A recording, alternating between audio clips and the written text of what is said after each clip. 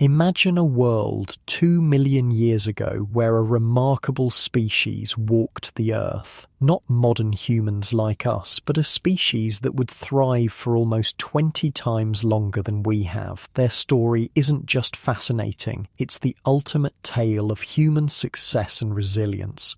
Meet Homo erectus, quite literally the most successful human species in history.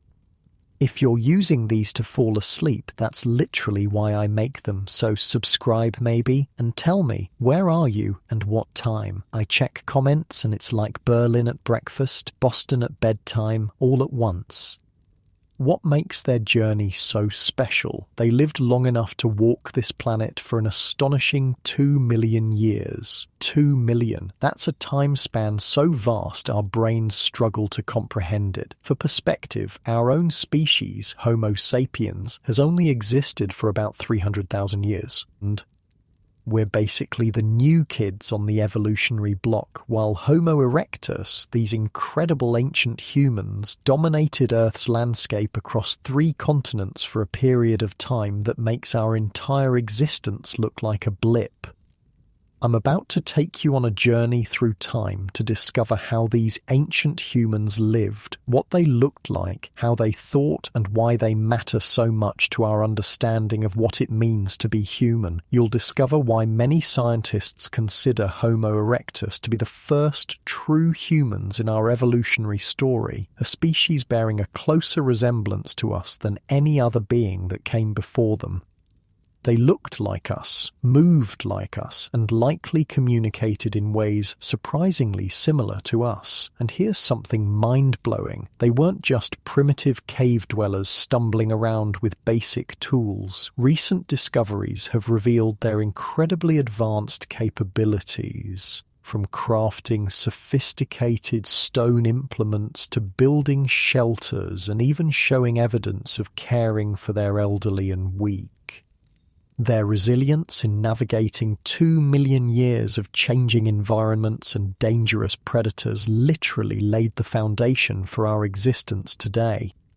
Let's put their incredible journey in perspective. Homo erectus first appeared around 2 million years ago and survived until as recently as 100,000 years ago. That's right, the last populations of Homo erectus were still thriving on Earth at the same time our own species was beginning to spread across the planet.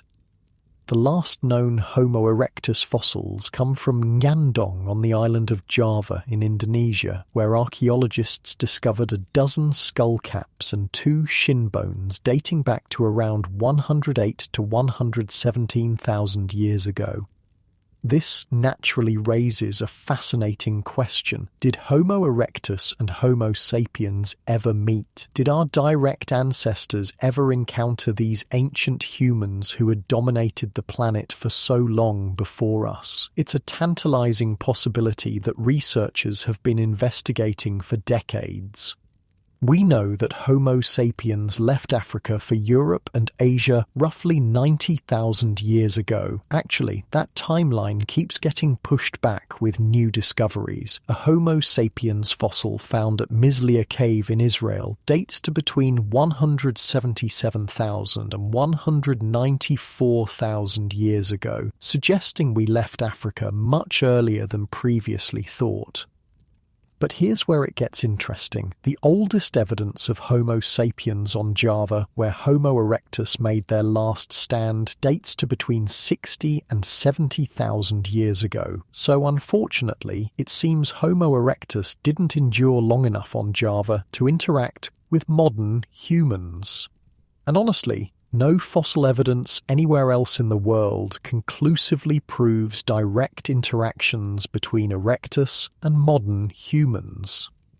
But wait, there's an unexpected twist to this story coming from a very unlikely source: head lice. Yeah, you heard that right. According to research published in the Public Library of Science Biology, human head lice actually come from 2 ancient lineages that diverged about 1.18 million years ago, a time when Homo erectus was thriving but long before modern Homo sapiens existed. One lineage of these head lice is found worldwide and experienced a population bottleneck around 100,000 years ago, aligning with the expansion of modern humans. But the other lineage, found exclusively in the Americas, has remained separate for the entire 1.18 million years. The split between these lineage groups corresponds to early Homo species divergences, suggesting they evolved alongside different human species. If these lice truly evolved with Homo erectus 1.18 million years ago, then the fact that modern humans have them suggests a direct transfer must have happened, which would require physical contact between Homo erectus and early Homo sapiens. But since no fossil evidence supports direct interactions, scientists remain skeptical. The lice evidence presents one of many fascinating mysteries surrounding these ancient humans that researchers are still working to solve. The first Homo erectus fossils were discovered in 1891 by a Dutchman named Eugene Dubois. After years of searching Indonesia for what scientists of the time called the missing link between apes and humans, Dubois unearthed a well-preserved skullcap at Trinil on the Solo River on the island of Java. The specimen had prominent brow ridges, a retreating forehead, and an angled rear skull, features that Dubois claimed represented the evolutionary link between apes and modern humans. Other scientists initially dismissed his interpretation, but Dubois was eventually vindicated when similar Homo erectus fossils were discovered in China during the 1920s and 30s. These discoveries confirmed that this was indeed a widespread human species that had inhabited vast regions across Africa, Asia, and Europe. One of the most remarkable things about Homo erectus was their evolutionary journey toward larger brain size. Early members of the lineage had a cranial capacity of 600 to 800 cubic centimeters, like the Dmanisi skull named D2700 found at the Dmanisi site in Georgia, whose proportions were closer to earlier Australopithecines than to later humans. But over time, as they faced new environmental challenges and adapted to different habitats, their evolution saw dramatic development in brain size and complexity. Middle Pleistocene Homo erectus crania from Africa, Asia, and Europe show volumes up to 1,230 cubic centimeters, reaching the same size as Albert Einstein's brain. This is incredible because large, complex brains can process and store vastly more information, allowing for more sophisticated behaviors and adaptations. Homo erectus had a distinctive appearance that set them apart from both earlier species and from us modern humans. They were the first humans to have a relatively flat face and a prominent nose, features thought to have helped them retain moisture when breathing dry air in the varied environments they inhabited. But unlike modern humans, they also had a flat, robust, low skull with massive brow ridges. These prominent brow ridges have fascinated scientists. What purpose did they serve? In 2004, anthropologists Noel Boaz and Russell Siochon suggested something surprising. They proposed these features resulted from a cultural practice where Homo erectus would fight each other with fists, stones, or clubs to settle disputes or compete for mates. The structure of their skull seems remarkably well designed for absorbing heavy blows. The heavy brow ridge protects the eyes and transitions into a bar covering the ears, connecting all the way to the back of the skull. This means blows to any of these regions could be effectively dissipated across the skull. Intriguingly, many fossil skull caps show serious fractures that would normally be debilitating, yet they also show signs of healing, suggesting these individuals survived potentially deadly head traumas. Anthropologist Peter Brown suggested a similar reason for the unusual thickening found in modern Australian Aboriginal skulls, a result of a ritual practiced in Central and Southeast Australian tribes where adversaries would strike each other with clubs until knockout.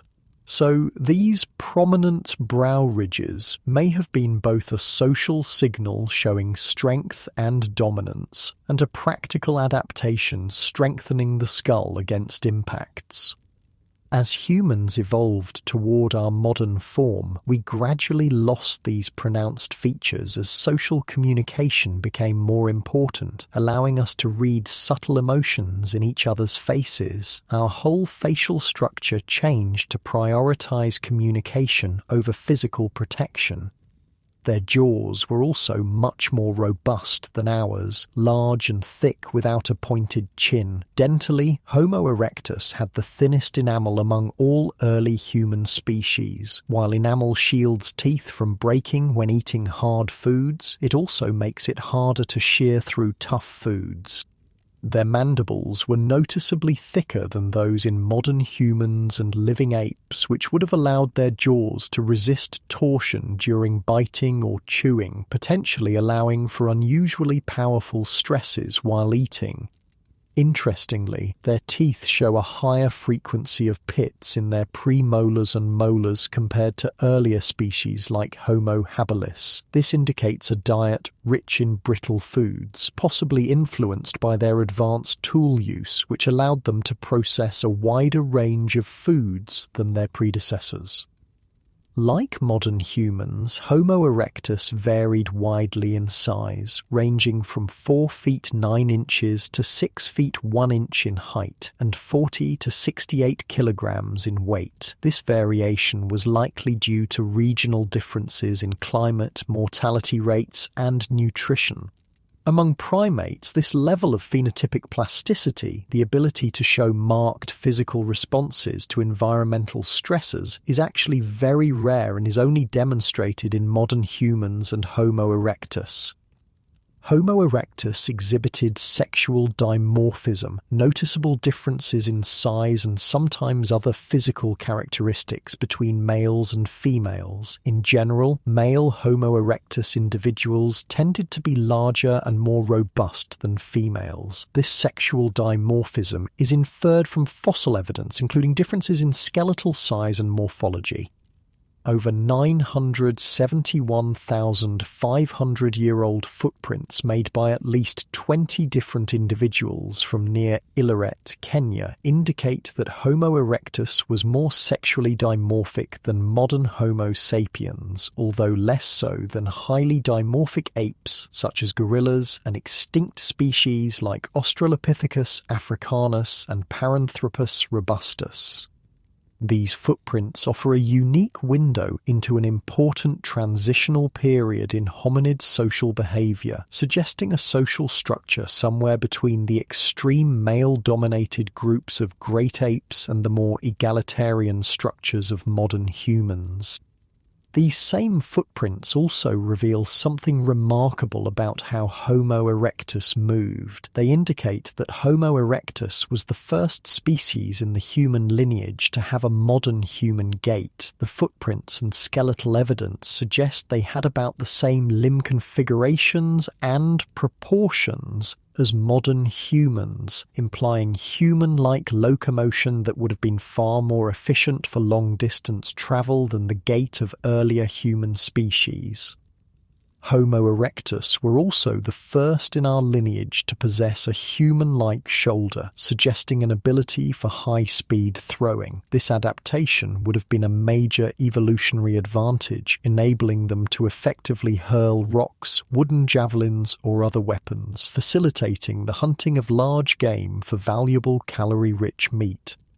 This stands in stark contrast to their early hominid predecessors such as Homo habilis, who still had chimp-like shoulders ill-suited for accurate object throwing. When we look at the fossil record, it becomes clear that Homo erectus represented a dramatic shift in human evolution, the emergence of a species that, while still distinct from us in many ways, possessed a suite of physical and cognitive adaptations that would define the human lineage for millions of years to come.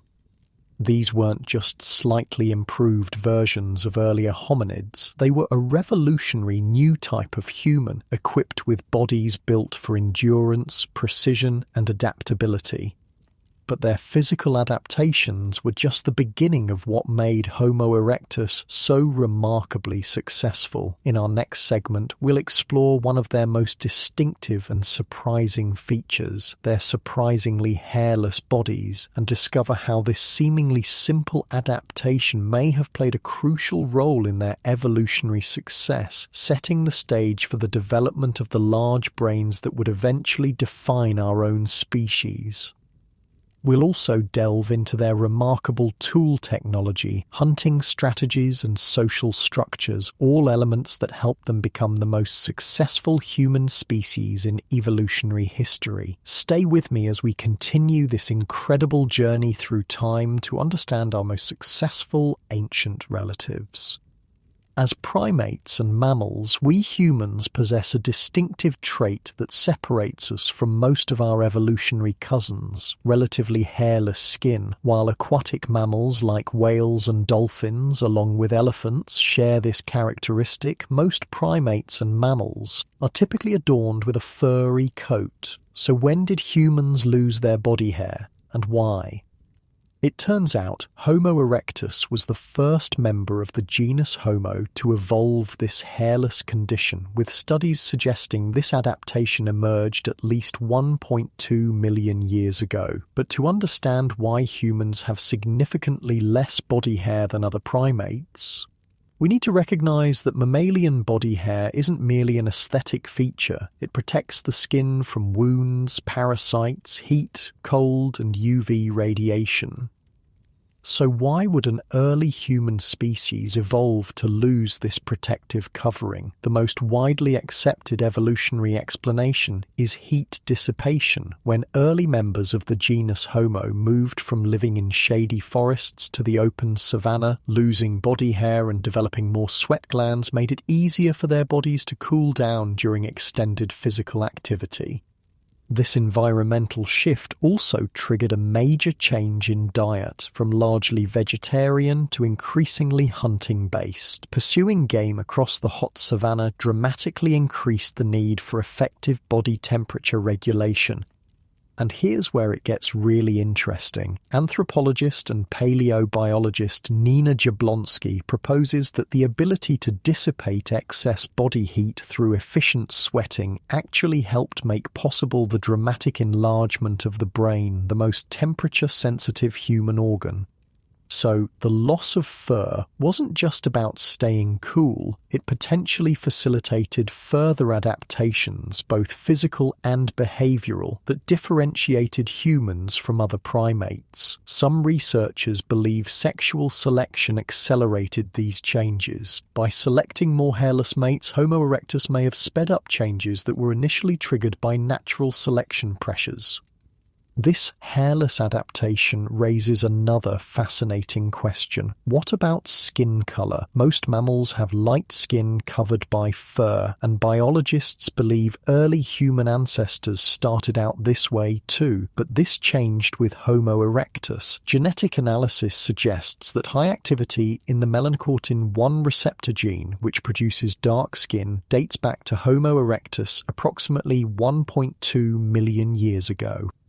Dark pigmentation, specifically melanin, served as a natural sunscreen, helping to prevent skin damage and reduce the risk of conditions like skin cancer in regions with high sun exposure. Having dark skin would have provided a survival advantage for Homo erectus by offering better protection against the sun's intense rays.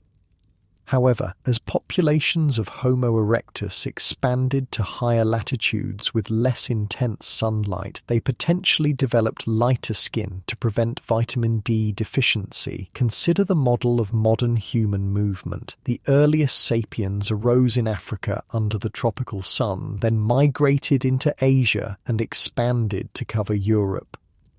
Given that Homo erectus had more time to spread across and adapt to Asia and Europe, it's reasonable to assume they would have shown similar skin tone flexibility to what we see in modern human populations today. Supporting this theory, a 500 to 300,000-year-old Homo erectus specimen from Turkey was diagnosed with the earliest known case of tuberculous meningitis, a condition typically exacerbated in dark-skinned people living in higher latitudes due to vitamin D deficiency. This suggests this individual may have had darker skin in an environment where lighter skin would have been advantageous, perhaps indicating that skin color adaptation was still evolving in these northern Homo erectus populations. Another fascinating aspect of Homo erectus biology relates to brain development. A 1.8 million-year-old Homo erectus specimen named Mojokerto I, found in Java, who died at about 1 year of age, already had 72 to 84% of average adult brain size. Compare this to modern human 1-year-olds, who typically have only reached around 50% of their adult brain size.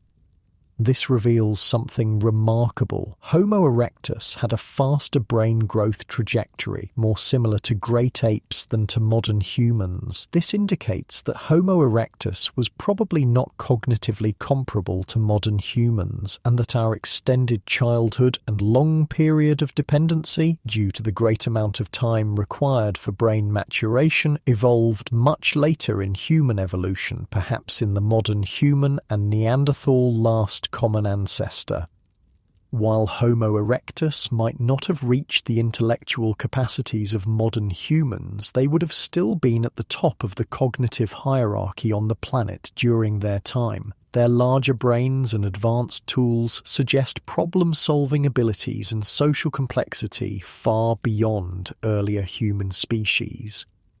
Some scientists distinguish between the African erectus, which they call Homo ergaster, and Asian erectus, which they call Homo erectus sensu stricto, because of slightly different characteristics. For example, the face of the African individuals tends to be higher and less broad across the eye orbits.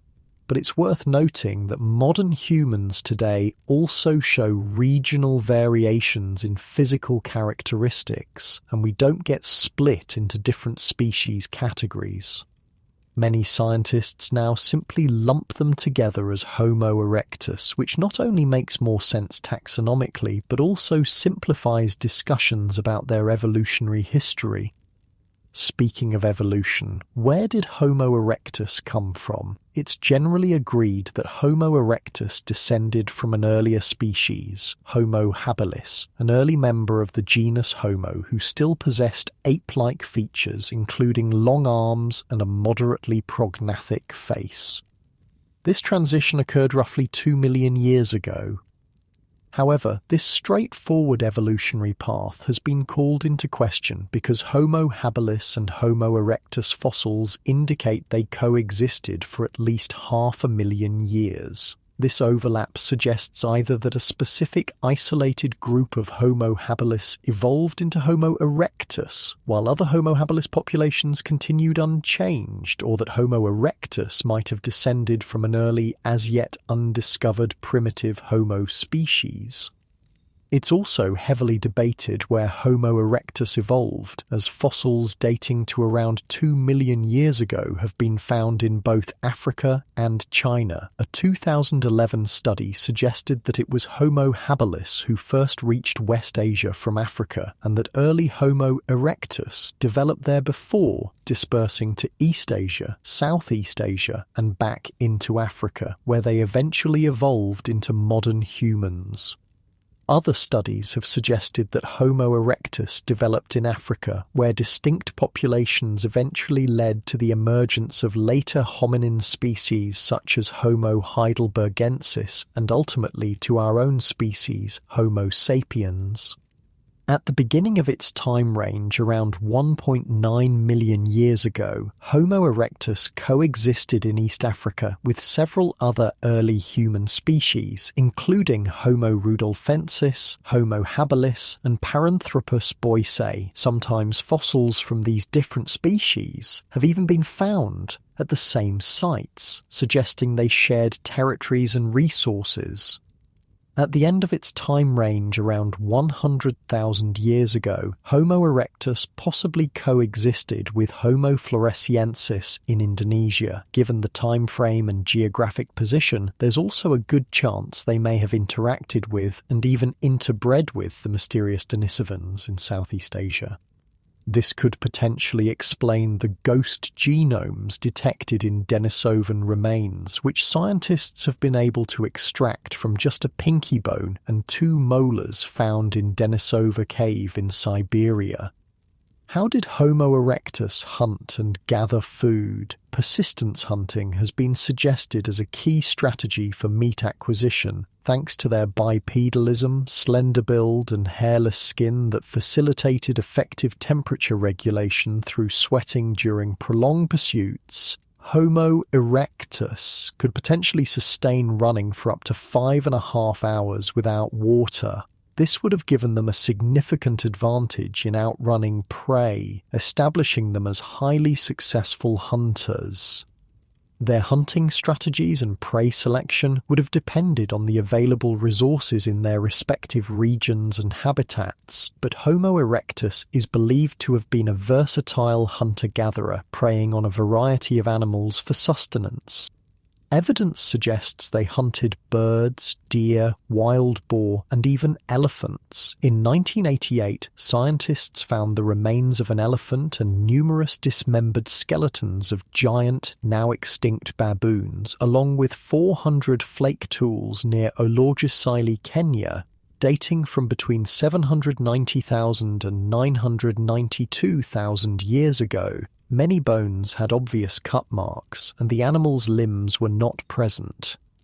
If these animals had indeed been hunted rather than scavenged, it would have required great skill to bring down such powerful creatures, suggesting Homo erectus hunted in cooperative groups, which in turn indicates they likely had some form of primitive language or communication system.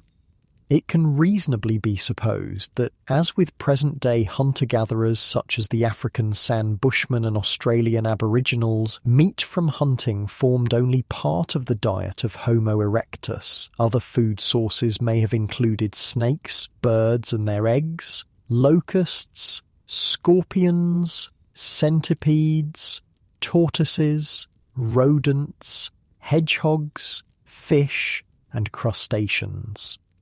Even children could have caught many of these, as they still do in Africa's Kalahari Desert today, before being allowed to accompany older males on more dangerous hunts.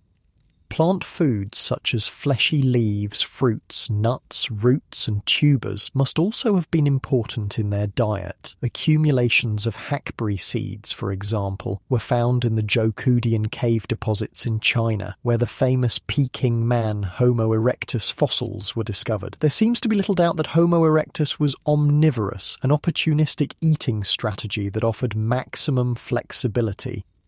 Modern humans are the most opportunistic of all living primates, and Homo erectus was likely one of the earliest human species to develop this attribute, endowing the species with adaptability and evolutionary flexibility.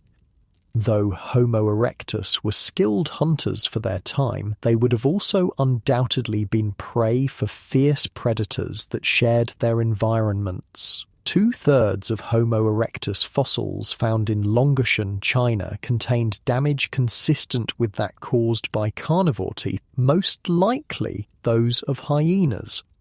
One well-fossilized crushed Homo erectus skull found at Longform has puncture marks perfectly matching the teeth of the extinct giant hyena Pachycrocuta brevirostris, or short-faced hyena.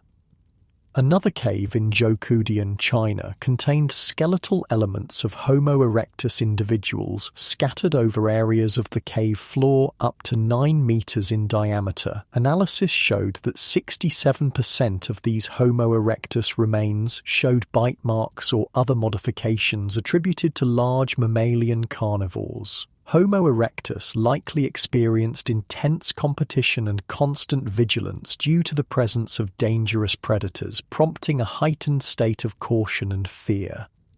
Their ability to form groups and collaborate for protection would have been a crucial advantage, but for some unlucky individuals, they would have definitely ended up as meals for ancient predators. What tools did Homo erectus use? They started with simple but effective hand axes for hunting and butchering animals, but later in their evolutionary timeline, these hand axes became increasingly sophisticated, marking significant improvements in their tool technology and showing the mental advances these early humans made. The earliest hand axes associated with Homo erectus are tools of the type found in Olduvai Gorge, Tanzania, where they were discovered in large quantities. These Oldowan tools were characterized by their simple construction, predominantly using core forms. These cores were river pebbles, or similar rocks that had been struck by a spherical hammerstone to cause conoidal fractures, removing flakes from one surface to create an edge and often a sharp tip. The blunt end of these tools is called the proximal surface, and the sharp end is the distal surface. Oldowan is a percussion technology. Grasping the proximal surface, the hominid would bring the distal surface down hard on an object they wish to detach or shatter, such as a bone or tuber. Skip ahead a couple 100,000 years in Homo erectus tool-making evolution, and you get more complex hand axes called Acheulean, named after the site of Saint-Acheule in France. These tools developed around 1.76 million years ago.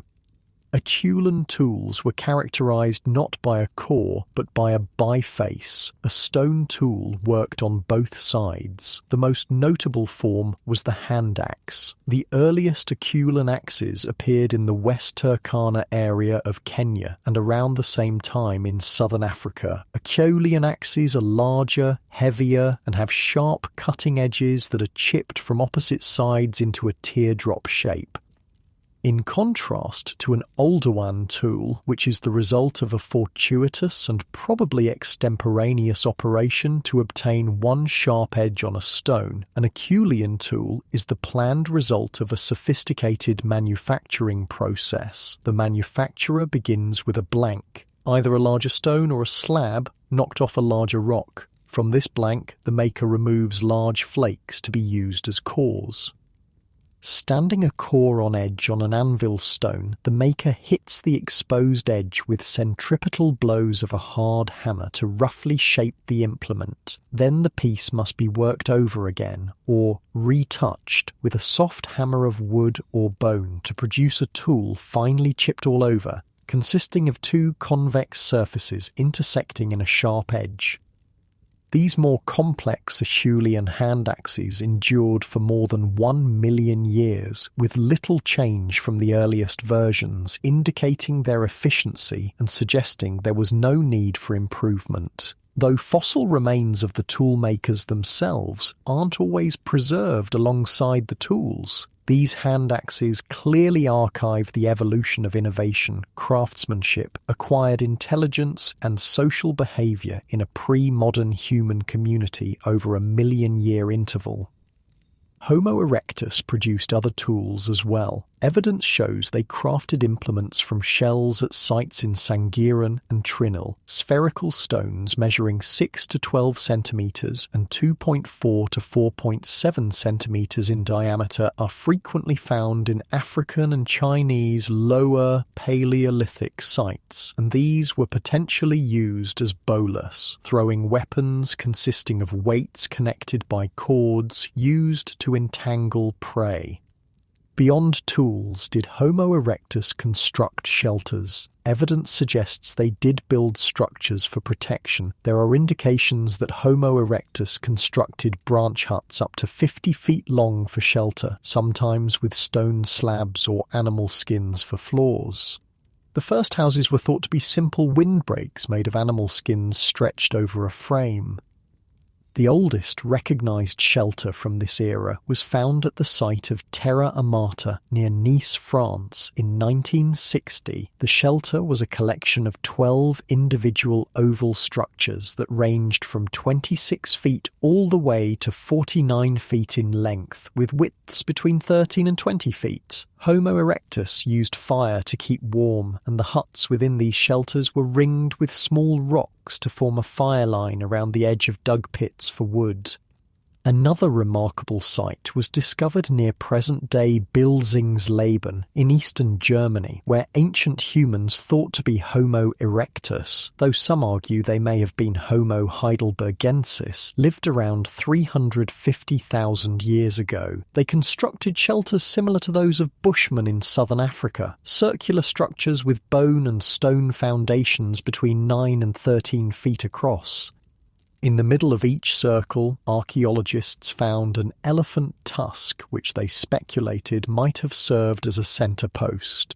These discoveries point to a species with far more complex behaviour than previously imagined, one capable of modifying their environment to create protected living spaces using fire for warmth and protection, and organising their living areas in ways that suggest social structure and cooperation. In the next segment, we'll explore one of the most transformative technologies mastered by Homo erectus, fire, and how this discovery fundamentally changed the course of human evolution. One of the most revolutionary aspects of Homo erectus culture was their mastery of fire. The controlled use of fire fundamentally transformed human evolution, allowing our ancestors to keep predators at bay, extend their waking hours beyond sunset, cook their food, and eventually colonize colder regions of the planet. Being able to produce and maintain fire meant that Homo erectus gained unprecedented control over their environment and diet in ways no previous species had achieved. Cooking food was particularly transformative. Cooked meat is not only safer with fewer pathogens, but it's also far easier to digest. The process of cooking breaks down tough fibers in meat and plant foods, allowing for more efficient nutrient extraction with less digestive effort. This may have contributed to the reduction in gut size that we see in the Homo erectus fossil record compared to earlier hominins, potentially freeing up energy for brain development. But exactly when our ancestors first harnessed fire remains one of paleoanthropology's most heated debates. Why? Because campfires very rarely preserve well over long periods of time, let alone for hundreds of thousands or millions of years. Despite these preservation challenges, Homo erectus is widely credited as the first human ancestor to have used fire, though the precise timing remains contentious. The earliest claimed fire sites include Kubifora in Kenya, dating to approximately 1.5 million years ago, and Wonderwerk Cave in South Africa, with evidence suggesting controlled fire use as early as 1.7 million years ago. However, these early dates remain controversial among researchers, with some arguing the evidence isn't conclusive. The first Homo erectus firekeepers are thought to have simply transported and maintained naturally occurring fires for extended periods, rather than creating fire themselves. They might have opportunistically collected fire from lightning strikes or natural brush fires, then carefully maintained it for as long as possible. This would require knowledge of slow-burning materials like dung that could sustain flames for extended periods. Interestingly, fire becomes markedly more abundant in the wider archaeological record after 400,000 to 300,000 years ago. This significant increase could indicate either some advancement in fire-making techniques or perhaps suggest that our human ancestors only opportunistically used fire until this time when they finally mastered reliable fire-starting methods. It's entirely possible that fire-starting technology was invented, lost, reinvented, and independently discovered multiple times by different Homo erectus communities rather than being invented in one place and spreading throughout their range. The challenges of preserving fire-making tools in the archaeological record make this difficult to determine with certainty. The earliest conclusive evidence of hearths, deliberately constructed fire pits, comes from Gesher Benot Yaakov in Israel, dating to over 700,000 years ago. What makes this site particularly compelling is that fire is recorded in multiple archaeological layers in an area close to water, both characteristics that would be uncharacteristic of natural wildfires, strongly suggesting intentional controlled use. The advent of controlled fire use had profound social implications as well. The long history of people sitting around campfires telling stories likely started with Homo erectus, and this practice would have had a massive effect on the evolution of social capabilities and possibly the complexity of human communication systems. Gathered around the safety and warmth of a fire in the evening, early humans would have had new opportunities for social bonding, knowledge sharing, and collective planning.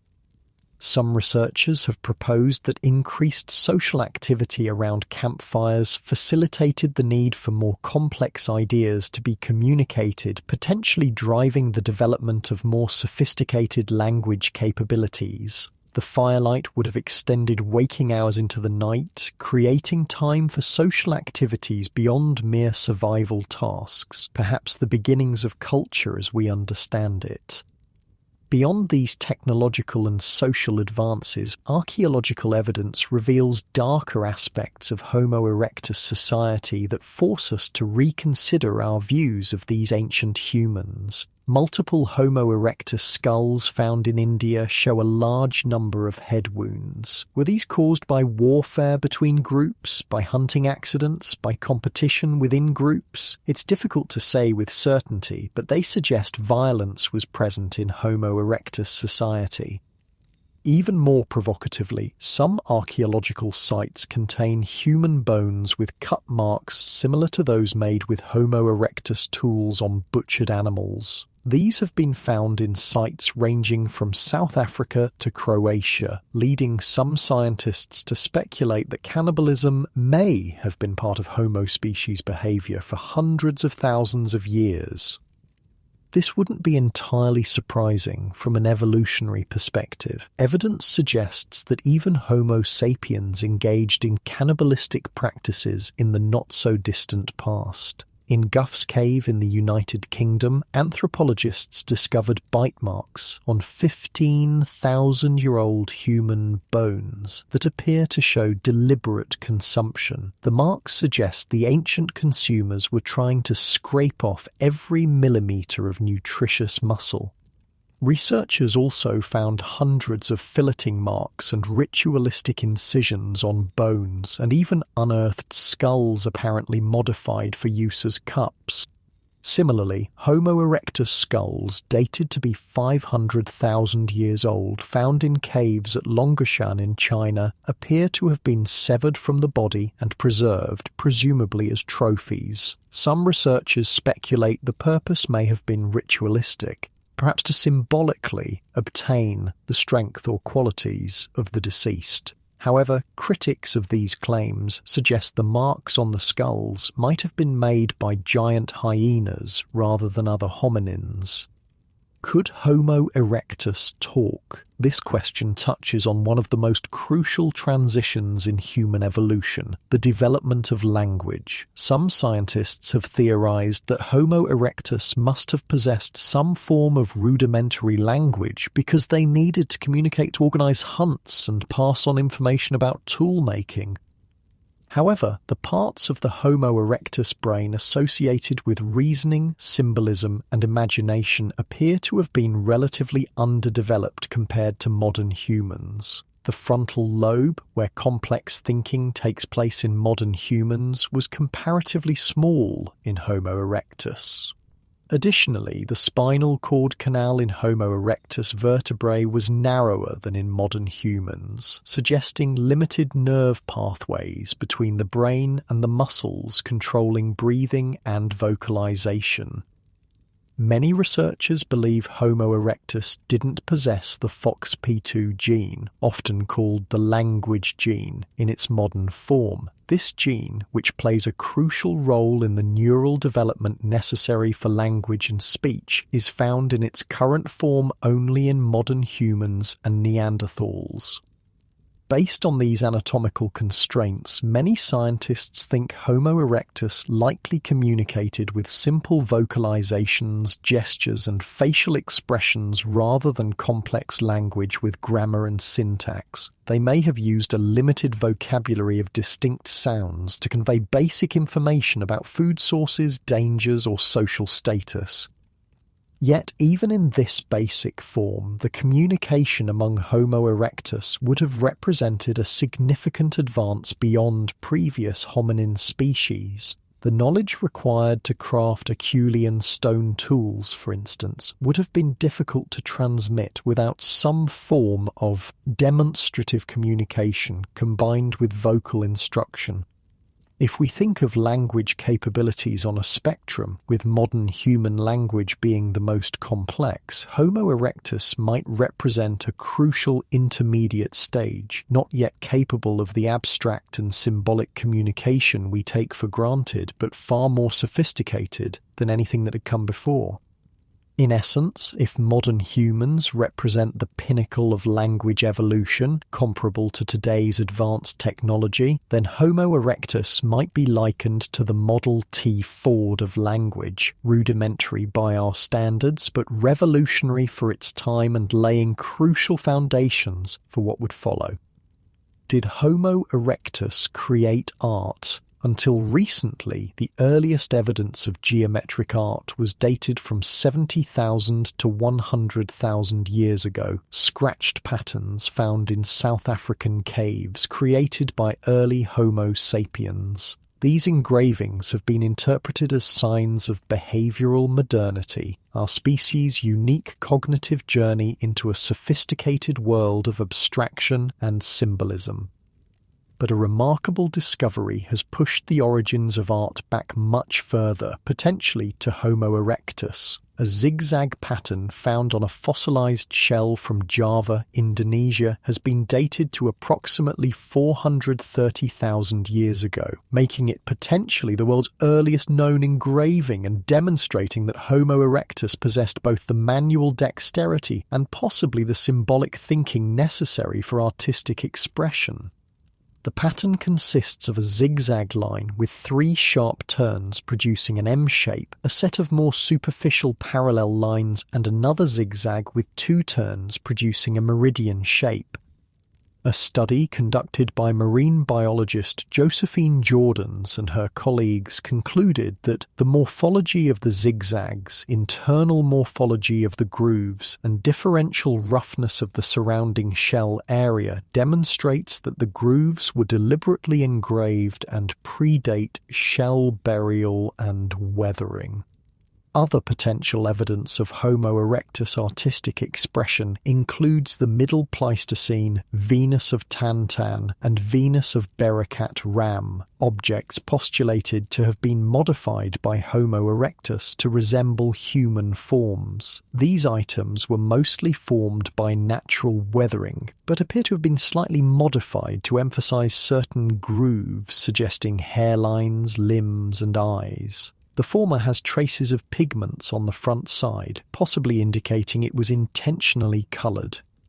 Homo erectus was also the earliest human species known to have intentionally collected red-coloured pigments, namely ochre. This behaviour is recorded as early as the Middle Pleistocene, with ochre lumps at Olduvai Gorge, Tanzania, associated with the 1.4 million-year-old Olduvai hominid 9, and at Ambrona, Spain, which dates to 424 to 374,000 years ago. In both locations, the ochre appears to have been struck by a hammerstone and purposefully shaped and trimmed. At Terra Amata in France, which dates to 425 to 325,000 years ago, red, yellow, and brown ochres were recovered in association with pole structures. The ochre was probably heated to achieve such a wide colour range. Since it's unclear if Homo erectus could have used ochre for any practical application, these findings might indicate that Homo erectus was the earliest human species to have exhibited a sense of aesthetics and to think beyond simple survival needs. One of the most surprising capabilities attributed to Homo erectus is seafaring. Acheulean artifacts discovered on isolated islands that were never connected to mainland areas during the Pleistocene may show seafaring by Homo erectus as early as 1 million years ago. In Indonesia, they had arrived on the islands of Flores, Timor, and Roti, which would have necessitated crossing the Lombok Strait, also known as Wallace's Line, at least before 800,000 years ago. This crossing wouldn't have been easy. The Lombok Strait is 24 miles wide, 250 meters deep, and has a fierce current due to its location as a main channel for the Indonesian throughflow, the maritime connection between two of the world's great oceans, the Indian and the Pacific. These oceans have differences in temperature and sea levels, creating treacherous water conditions. If Homo erectus truly did cross this strait, it suggests they had the capability to build sophisticated watercraft and navigate dangerous waters, a level of technological achievement far beyond what was previously attributed to them. This would also strongly indicate advanced communication abilities. If they could coordinate to paddle to remote islands, they must have had some form of spoken language to plan and execute such challenging voyages. Archaeological evidence also suggests Homo erectus may have practiced forms of healthcare and social support. The earliest probable example of community care for sick or injured individuals is a 1.77 million-year-old Homo erectus specimen from Georgia, who had lost all but one tooth due to age or gum disease, the earliest example of severe chewing impairment in the fossil record. Yet this individual survived for several years afterward, unable to chew tough foods. They probably relied on soft plant or animal foods, possibly with assistance from other group members. Another compelling case is a 1.5 million-year-old juvenile specimen dubbed the Turkana boy, who was diagnosed with juvenile spinal disc herniation. Because this individual was still growing, the condition caused some scoliosis. These conditions typically cause recurrent lower back pain and sciatica, pain running down the leg, and likely restricted activities like walking, bending, and other daily movements. The fact that this young person survived into adolescence despite these limitations suggests some form of community care and support. A 1 million to 700,000-year-old Javan specimen presents a noticeable osteophyte, bone spur on the femur, likely resulting from Paget's disease of bone and osteopetrosis, abnormal bone thickening. These conditions probably resulted from skeletal fluorosis caused by ingestion of food contaminated by fluorine-filled volcanic ash, as the specimen was found in ash-filled strata. This individual would have had significant difficulty walking and gathering food, representing a net negative to their group in purely survival terms, yet they lived for years with these injuries, again providing evidence of advanced group care. For perspective, livestock that grazes on volcanic ash-ridden fields typically dies of acute fluorine intoxication within days or weeks. The survival of this Homo erectus individual with similar exposure suggests intentional care from others in their group. These cases of apparent healthcare in Homo erectus populations reveal something profound about their social structure, rather than abandoning sick or injured members who could no longer contribute fully to group survival, as might be expected in a society focused solely on immediate survival needs. Homo erectus groups appear to have supported their vulnerable members, allowing them to survive despite serious health challenges. This suggests levels of compassion, social bonding, and perhaps even a rudimentary understanding of caregiving that goes far beyond the stereotypical caveman image of early humans. It indicates that some of our most deeply held human values, caring for the sick and vulnerable, may have origins stretching back nearly 2 million years, long before our own species emerged. What ultimately happened to Homo erectus after thriving for nearly 2 million years, an almost unimaginable span of time compared to our own species' brief existence? Homo erectus eventually disappeared from the fossil record, but the question of why they went extinct remains a subject of ongoing research and debate. The extinction was likely due to multiple factors, but the main theory centers on a combination of climate change and competition from later, more advanced human species such as Homo heidelbergensis, Neanderthals, Denisovans, and eventually modern humans. A team of researchers discovered that Homo erectus lost a significant portion of their habitable climate niche just before they disappeared from the fossil record. This critical insight helps explain their eventual extinction after such a remarkably long reign. Species generally thrive when they have large, interconnected areas at their disposal, but when livable regions shrink and fragment into small, geographically isolated patches, species enter what ecologists call an extinction vortex, a downward spiral toward disappearance. These reductions in habitable area resulted from sudden climatic changes. The research team found that Homo erectus went extinct during the last glacial period, which began approximately 115,000 years ago, likely the coldest climate conditions the species had ever experienced throughout their long evolutionary history.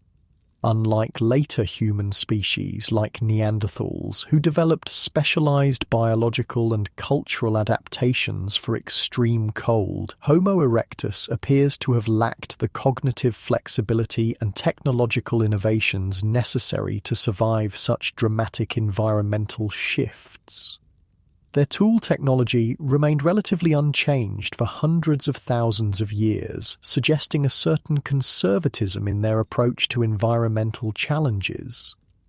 The final holdout of Homo erectus was on the island of Java in Indonesia, where they persisted after disappearing elsewhere. This extended survival in Java can be explained by the island's unique geography and climate. Being closer to the equator, Java experienced less dramatic temperature fluctuations during glacial periods. Additionally, its isolation protected these final Homo erectus populations from competition with more advanced human species that were expanding across mainland Asia. But even this last refuge eventually became uninhabitable for them. As the climate shifted, Java's environment transformed from the open woodland habitat associated with Homo erectus to expanding rainforest. These dense forests would have presented entirely different challenges for hunting, gathering, and movement, challenges that Homo erectus, with their relatively static technology and behavioral patterns, may have been unable to overcome.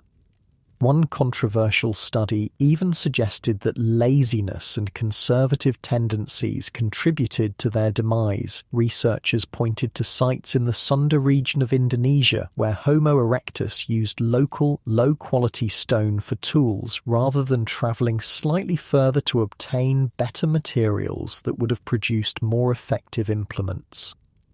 This apparent reluctance to innovate or exert additional effort for improved outcomes might have become maladaptive as environmental conditions changed. However, this interpretation has been criticized by many paleoanthropologists as imposing modern value judgments on ancient hominins who operated within entirely different constraints and pressures.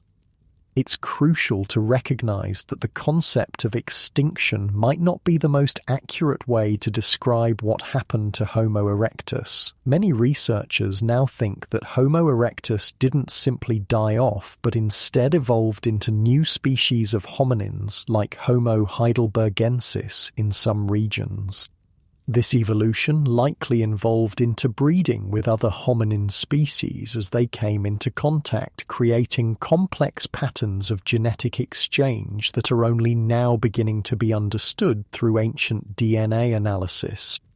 The story of Homo erectus raises profound questions about human evolution and the nature of species boundaries. Rather than viewing human evolution as a linear progression from one species to the next, the evidence increasingly suggests a complex branching bush of diverse hominins who sometimes coexisted, competed, and interbred. Homo erectus represents not a failed experiment or an evolutionary dead end, but rather a crucial foundation upon which later human diversity would build.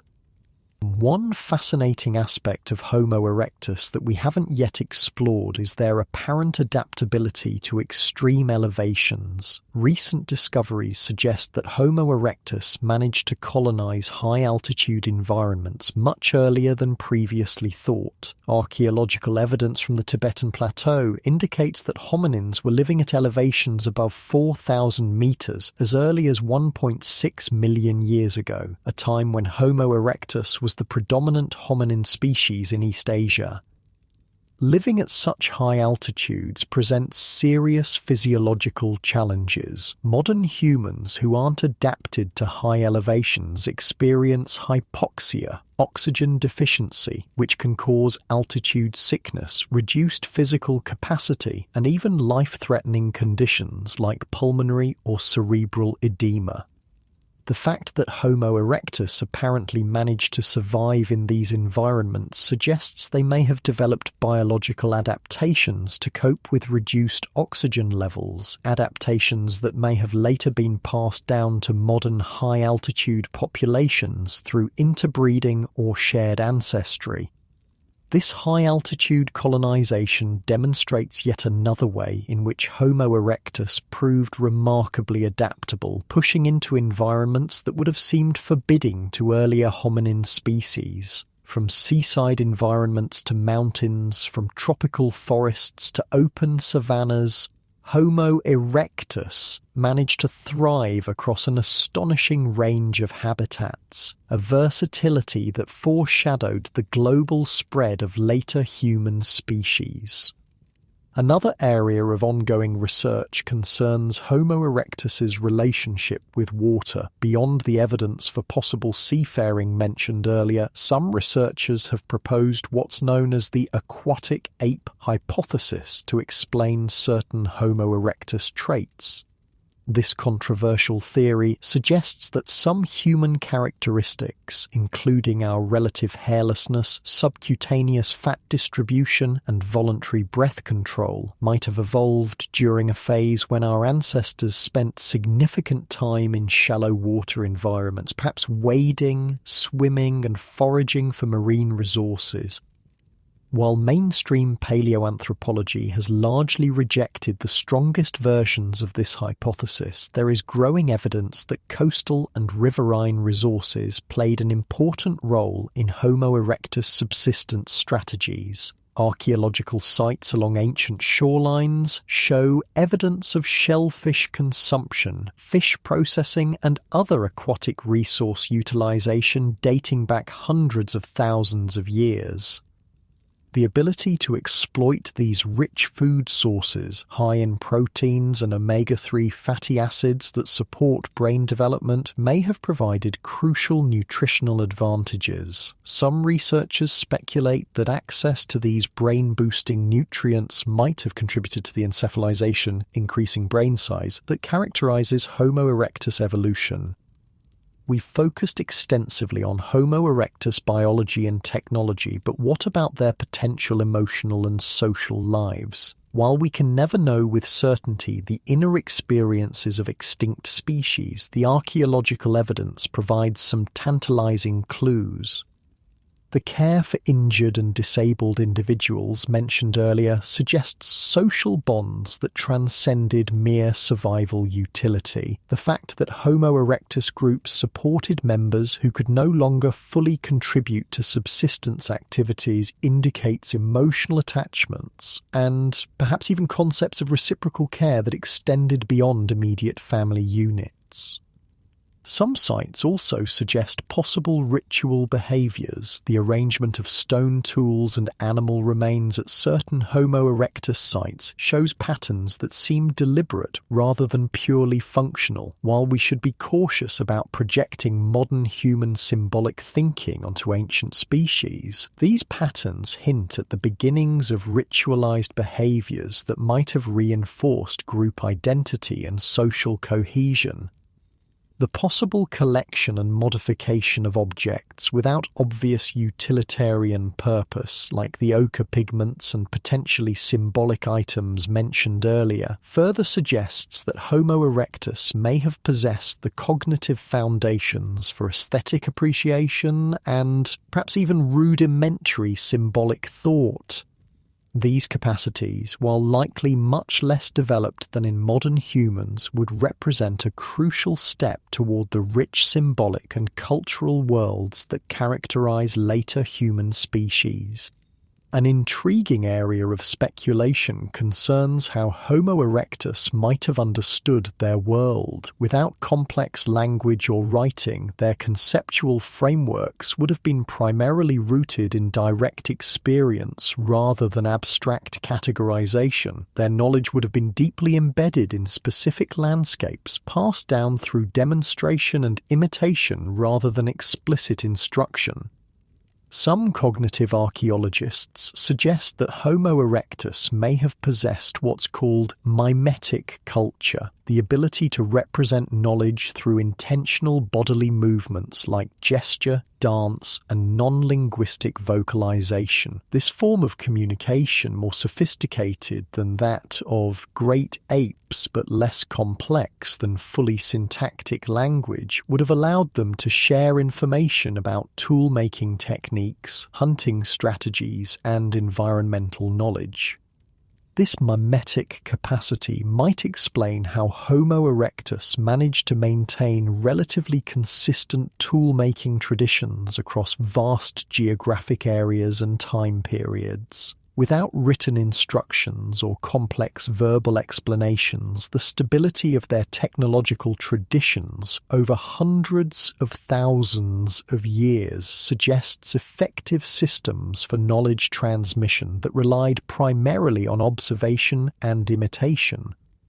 The social structure of Homo erectus groups remains speculative, but some clues come from comparisons with both great apes and modern hunter-gatherers, as well as from the archaeological record itself. The sexual dimorphism in Homo erectus, while less pronounced than in great apes, suggests males were somewhat larger than females, which might indicate social structures with some degree of male dominance or competition. However, the cooperative hunting strategies evidenced at sites like Olorgesailie in Kenya suggest coordination between multiple individuals, a level of collaboration that typically requires relatively egalitarian social relations. The most likely scenario is that Homo erectus lived in small, flexible bands with fluid membership, similar to, but perhaps less complex than those of modern hunter-gatherers. Within these groups, knowledge about resources, territories, and techniques would have been shared through direct demonstration and accumulated through experience. Elders might have held particular value as repositories of environmental knowledge, knowing where to find water during droughts, which plants were edible in different seasons, or how to predict animal migrations based on subtle environmental cues. As we piece together the Homo erectus story from fragmentary fossil and archaeological evidence, one thing becomes increasingly clear. These were not simple primitive creatures barely removed from their ape ancestors. They were complex beings with remarkable adaptations, social lives, and cognitive capacities that allowed them to thrive across vast spans of time and space. Their legacy lives on not just in the fossil record, but potentially in our own genomes and behaviours. Recent genetic studies have identified archaic hominin DNA in modern human populations that doesn't match known Neanderthal or Denisovan signatures. Some researchers speculate this genetic material might represent Homo erectus contributions to our genome through interbreeding events that occurred before our species fully diverged from other hominin lineages. If confirmed, this would mean that Homo erectus lives on not just as an ancestor species, but as a direct genetic contributor to modern human diversity. Even more profound is the cultural and technological legacy of Homo erectus. Many of the fundamental technologies and adaptations that define humanity, from controlled use of fire to the crafting of sophisticated stone tools, from expanded geographic range to cooperative hunting, first emerged or were significantly developed during the long reign of Homo erectus. In a very real sense, they laid the groundwork for all that would follow in human evolution. As we reflect on the remarkable journey of Homo erectus across 2 million years of Earth's history, spanning 3 continents and countless environmental changes, we gain perspective on our own species' brief existence. Modern Homo sapiens have existed for only about 300,000 years, roughly 15% of Homo erectus's tenure. Our global civilization, with its cities, agriculture, and digital technology, represents less than 1% of that time span. The long success of Homo erectus reminds us that evolutionary success isn't measured by technological complexity or cultural sophistication alone, but by adaptability and resilience across changing conditions. By this measure, Homo erectus ranks among the most successful mammals, not just hominins, to ever walk the earth. Their story also challenges us to reconsider what we mean by human. The traditional narrative of human evolution often portrays a linear progression from primitive to advanced, with each new species representing an improvement on what came before. But the emerging picture from paleoanthropology suggests something far more complex and interesting. A diverse family tree of human species, each with unique adaptations and capabilities, sometimes competing and sometimes interbreeding, all part of the rich tapestry of human evolution. Homo erectus wasn't a failed experiment or an imperfect draft of humanity. They were an extraordinarily successful species in their own right, with adaptations perfectly suited to their time and place in evolutionary history. The fact that they eventually gave way to other human species, including our own, doesn't diminish their remarkable achievement in pioneering so many of the traits and technologies we now consider fundamentally human. In a world where our own species faces unprecedented environmental challenges from climate change to resource depletion, the story of Homo erectus offers both inspiration and caution. Their remarkable adaptability allowed them to thrive across diverse environments for an almost unimaginable span of time. But ultimately, even they could not overcome the combined challenges of rapid climate change and competition from more technologically advanced species. As we contemplate the legacy of Homo erectus, perhaps their most profound contribution to human evolution wasn't any specific technology or adaptation, but rather their pioneering of a new ecological niche, what anthropologists call the human adaptive niche.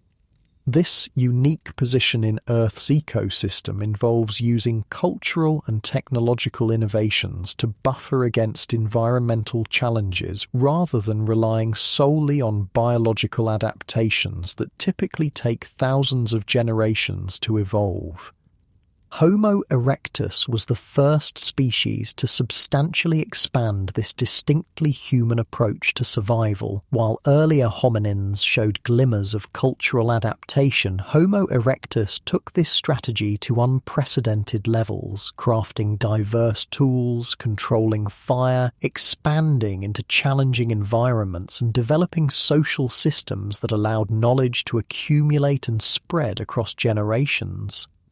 This shift fundamentally altered the course of human evolution. Natural selection began operating not just on physical traits, but increasingly on cognitive and social capabilities that enhanced cultural innovation and transmission. The result was a feedback loop between biological and cultural evolution that would eventually produce our own species, with its unprecedented capacity for symbolic thought, complex language, and technological innovation. Recent excavations at sites in Ethiopia have uncovered evidence that challenges traditional views of Homo erectus capabilities. Stone tools found at Gona show a level of craftsmanship previously thought beyond their abilities. The precisely shaped implements reveal careful selection of raw materials and sophisticated knapping techniques that required not just manual dexterity but also advanced planning and spatial reasoning. What's particularly striking about these finds is their age. Dating to approximately 1.6 million years ago, they show that Homo erectus achieved this level of technological sophistication much earlier than previously thought. This pushes back the timeline for advanced cognition in human evolution and suggests that the mental capabilities of Homo erectus have been systematically underestimated.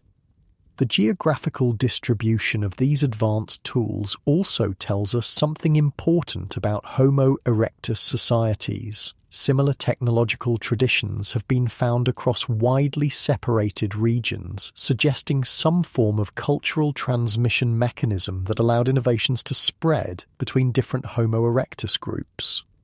This hints at social networks and intergroup contact that would have facilitated not just technological sharing, but potentially also mate exchange, resource information, and other crucial survival knowledge.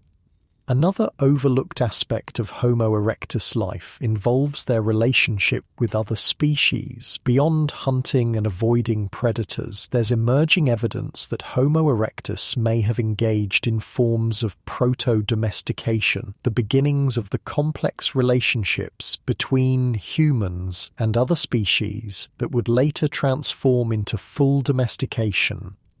At several Homo erectus sites, archaeologists have found unusual concentrations of certain animal species that don't match natural accumulation patterns. These concentrations might represent the earliest evidence of humans creating ecological niches that attracted particular animals, perhaps by clearing areas of vegetation or creating water features that drew specific prey species.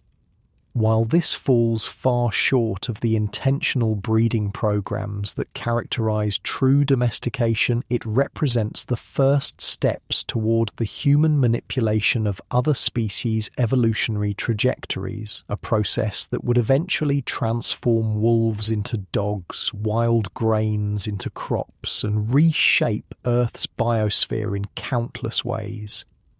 The cognitive implications of such environmental manipulation are significant. It suggests that Homo erectus possessed some understanding of cause and effect over extended timeframes, recognizing that altering the landscape in specific ways would attract certain animals, potentially making hunting more predictable and efficient. This capacity for environmental engineering represents yet another way in which Homo erectus transcended earlier hominin species. Rather than simply adapting to their environment, they began the distinctly human practice of adapting environments to suit their needs, a strategy that would reach its apotheosis in modern human civilization but has its roots in the behavior of these ancient pioneers.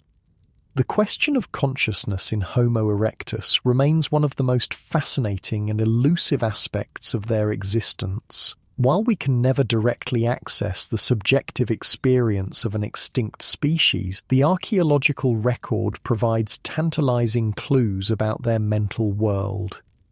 The level of planning evident in their more sophisticated tools suggests they possessed what psychologists call autonoetic consciousness, the ability to mentally project oneself into the future and plan accordingly. This capacity for mental time travel represents a crucial cognitive leap beyond the primarily present-oriented consciousness of most non-human animals. Similarly, their care for injured group members indicates some form of empathy and perhaps even theory of mind, the ability to recognize that others have mental states different from one's own. The long-term care evidenced by healed injuries in some fossils suggests they could understand the suffering of others and were motivated to alleviate it, cognitive and emotional capacities that we typically associate with advanced consciousness. Even more intriguing are the hints of aesthetic sensitivity and potentially symbolic thought in their collection of colourful materials and possible artistic productions. These behaviours suggest that Homo erectus may have experienced subjective states beyond mere survival calculation, perhaps even the beginnings of aesthetic appreciation, curiosity and wonder that characterise the human consciousness we know today. While their mental world was undoubtedly different from our own, lacking the scaffolding of complex language and accumulated cultural knowledge that shapes modern human consciousness, it would be a mistake to view Homo erectus as merely instinct-driven automatons. The archaeological evidence paints a picture of beings with rich subjective experiences, social bonds, accumulated knowledge, and perhaps even the beginnings of symbolic thought. As we continue to unearth new evidence and develop more sophisticated analytical techniques, our understanding of Homo erectus continues to evolve. Recent methodological innovations have allowed researchers to extract new types of information from long-studied fossils, revolutionizing our picture of these ancient humans. Advanced imaging techniques like micro-CT scanning have revealed internal bone structures that provide insights into growth patterns, diet, and health conditions not visible from external examination alone. Isotope analysis of teeth has opened windows into seasonal migration patterns and dietary changes throughout individual lifespans. Ancient protein analysis has begun to complement DNA studies, offering molecular evidence from specimens too old for genetic material to survive. These methodological advances have transformed Homo erectus from a relatively static, one-dimensional species in the textbooks to a dynamic, diverse, and complex branch of the human family tree. We now recognize significant regional variations, evolutionary changes over time, and nuanced adaptations to different environments that paint a far more sophisticated picture than earlier generations of researchers could access. Looking forward, emerging technologies promise to further revolutionize our understanding. Improvements in ancient DNA recovery techniques may eventually allow genetic material to be extracted from Homo erectus fossils despite their age and often challenging preservation conditions. This would provide unprecedented insights into their evolutionary relationships, potential interbreeding with other hominin species, and genetic adaptations to different environments.